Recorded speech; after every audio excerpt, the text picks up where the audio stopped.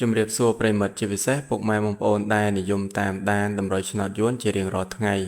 សូមស្វាគមន៍មកកាន់ Channel ស្ដេចឆ្នោតយួនរបស់ Admin សាជាថ្មីម្ដងទៀតថ្ងៃនេះគឺត្រូវនៅថ្ងៃទី18ខែកក្កដាឆ្នាំ2026 Admin យើងមានលេខតម្រុយល្អមែនទែននិងបានធ្វើការសម្រិតសម្រាំងយ៉ាងម៉ត់ចត់ដើម្បីនាំយកតម្រុយលេខពិសេសដែលមានភាគរយខ្ពស់ក្នុងការចេញនៅថ្ងៃនេះមកចែកជូនពុកម៉ែបងប្អូនទស្សនានិងយកទៅផ្សងសំណាងហៅលៀបហៅជ័យទាំងអស់គ្នាណាបាទប៉ុន្តែមុននឹងបង្ហាញលេខតម្រុយឆ្នោតសម្រាប់ថ្ងៃនេះ Admin សូមចាត់ពុកម៉ែបងប្អូនដែលទើបតែមកថ្មីឬបងប្អូនដែលមើលរាល់ថ្ងៃតែមិនទាន់បានចុច Subscribe ទេសូមជួយចុចប៊ូតុង Subscribe ម្នាក់មួយព្រមទាំងចុចសញ្ញាកណ្ដឹងចុច Like និង Comment ពាក្យថាហេងឬ168នៅក្រោមវីដេអូនេះម្នាក់មួយផងបាទដើម្បីជាការលើកទឹកចិត្តសម្រាប់ Admin ក្នុងការខំប្រឹងស្រាវជ្រាវស្វែងរកលេខល្អៗលេខឆត់ៗមកចែកជូនបងប្អូនដោយឥតគិតថ្លៃនិងមិនមានការទារសកលទឹកតែនោះទេ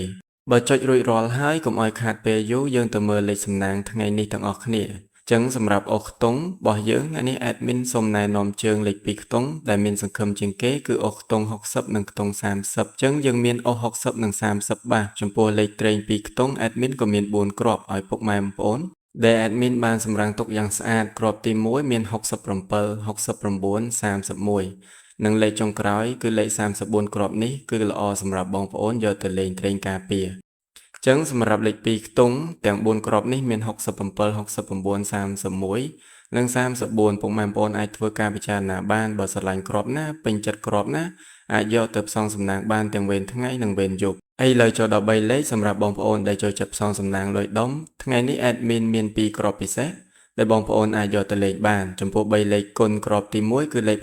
629ហើយនិងគ្រាប់ទី2មាន413គុណអញ្ចឹងសម្រាប់3លេខយើងមាន629និង413គុណ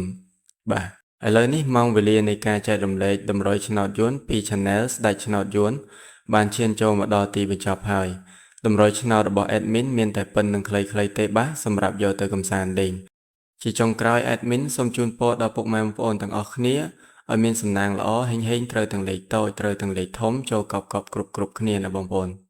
បាទជម្រាបលានិងជួបគ្នានៅវីដេអូថ្ងៃស្អែកជាបន្តទៀតបាយ